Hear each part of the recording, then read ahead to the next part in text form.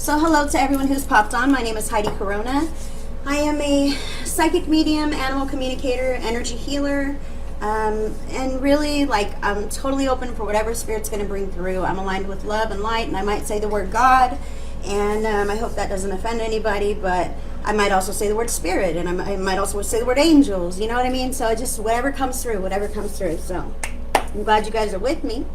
I want to talk about dream divination, okay? And I want you to know that this is not my strongest suit, okay? But Spirit wanted me to talk about dream divination for those who may feel like they want to utilize that or are actually doing that and don't even know it. And also for those who may feel like me, like I don't ever dream or I don't remember my dreams or, that kind of thing. I've always struggled with that. So maybe you out here who maybe struggle with that too and think like, that's not for me, I can't do that. Well, yes, you can. Yes, you can. Dream divination can be receptive, purely receptive. You're getting information through dreams. It can also be active. You can actively participate in your dream divination. And those are a couple of things I want to touch on today, just to make some people a bit more aware about. We all go to sleep, right?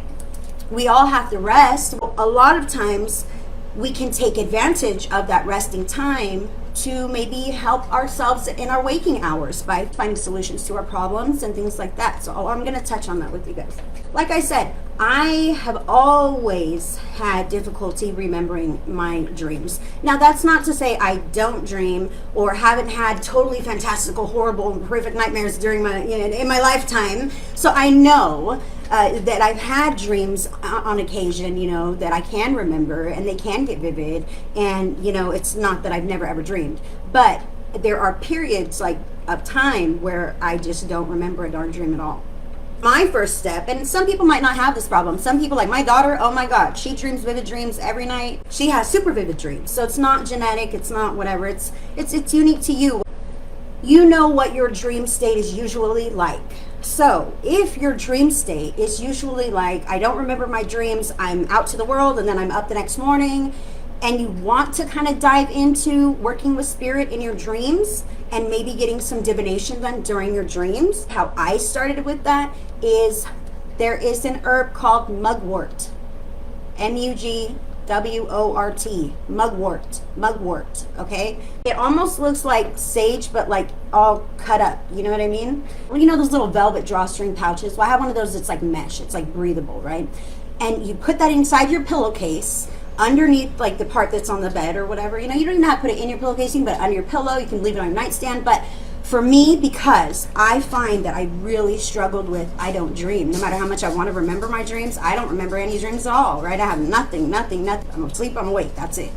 So mugwort, I put mugwort under my pillow, right? In its little bag, okay? Now, I really want to caution you that although I might need that big fat bag of mugwort under my pillow so that I can remember a snippet of a dream, maybe, my fiance, on the other hand, is a very active dreamer, and it really messed with his sleep cycle. So I just wanted to tell you, be mindful if you're sharing a bed or even just a room with someone else. It can affect also their dream pattern. It may make them dream more vividly. They may remember more dreams. They're dreaming maybe more active. So just be aware of how you may be affecting others in the vicinity, because it really does work like that. So mugwort, I put mugwort under my pillow, and I'd say within a couple of days, maybe I might have remembered a snippet of something. But the thing is this, it didn't happen all at once. It didn't solve my problem like that. But on top of the mugwort, to enhance my own physiological dreaming capacity, I also needed to keep a dream journal by my bed. That way, even if I'm awake and I'm not up and out of bed yet, I can grab that book and go, oh my God, I was just dreaming about a lava factory and, this or that, whatever, weird stuff. Anyway, because right out of bed, fresh out of bed, if you can remember to just start right then, because you might say, oh, I'll remember all of this later, and later comes and you go, oh my God, I had a really cool dream. Oh my God, I can't remember a single anything. What the heck? And you've lost that whole experience that you could have used, right?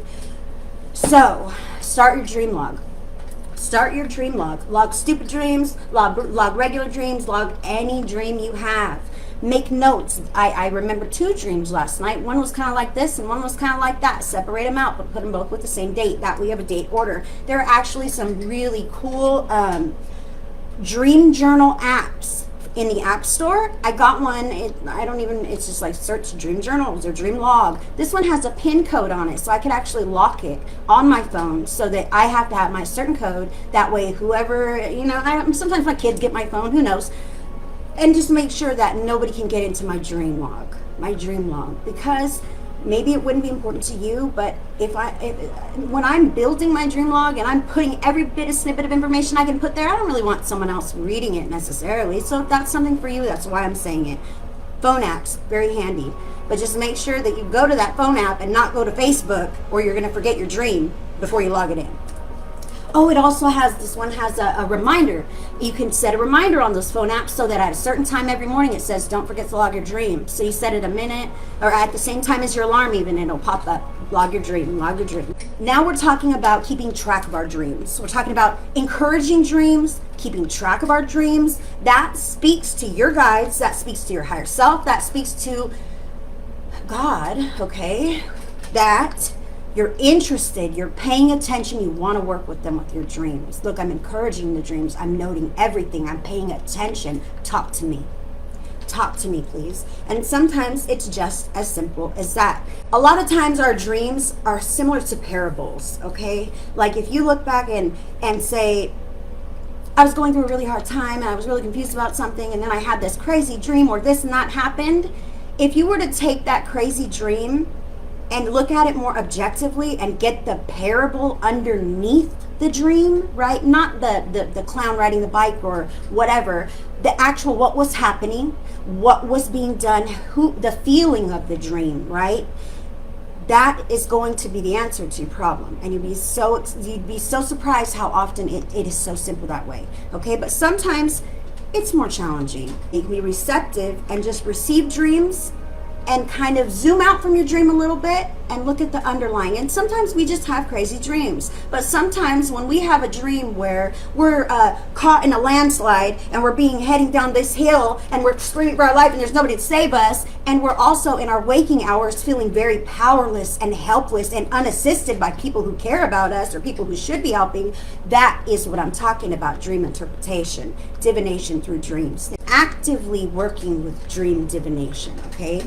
If I have a problem or something that's stewing about in my mind and I'm really not sure what to do, right before I'm falling asleep, as I'm in my bed, ready to doze away, I'm talking to I'm praying to God or talking to my guides or whatever it is for you. Connect with your inner being, connect with your higher self, connect to whoever it is that your divine interpretation, connect to that divine at night while you're laying in bed. And for me, I'll ask a question, okay? I'll say, I'm really struggling with this. Can you please give me some clarity on this situation? Please give me a dream to help me with this. And I'll go to sleep. And I'll tell you what, the next morning when I pick up my dream journal and I write it down and I start looking at the dreams, a lot of times the answers will be there. And I want you to know, like, I'm not a big dreaming person. Sometimes it takes more than one day, more than 2 nights, where I'm asking for the same. Guys, I didn't remember any of my dreams yesterday. I'm asking for a dream to help me with this. I'm asking for a dream to help me with that. And you have to just wait for it. And like I was saying with the dream logs, I know it may feel like I don't dream much or I don't remember any dreams, but let me tell you what. When I get on the little trail, I remember I was running down a hallway. What was I doing? So I write that, running down a hallway, right? There was a lot of hallways. I was looking for someone, right? It starts to evolve, and I remember snippets and snippets of information. And sometimes those dreams have blown me away. And sometimes those dreams that were revealed to me were actually snippets of my past lives that I was remembering in my dream state. So that was what I wanted to talk to you guys about with dream divination. My guides wanted me to talk about that. Work with your guides. If you feel like you're not getting answers during the daytime, ask at night and see what you dream. That is a way for you to connect to your guides as well. And thank you for being with me. I'm Heidi Corona. This is Spirit Speaks, and I hope that you heard something that you needed to hear today. So I send blessings.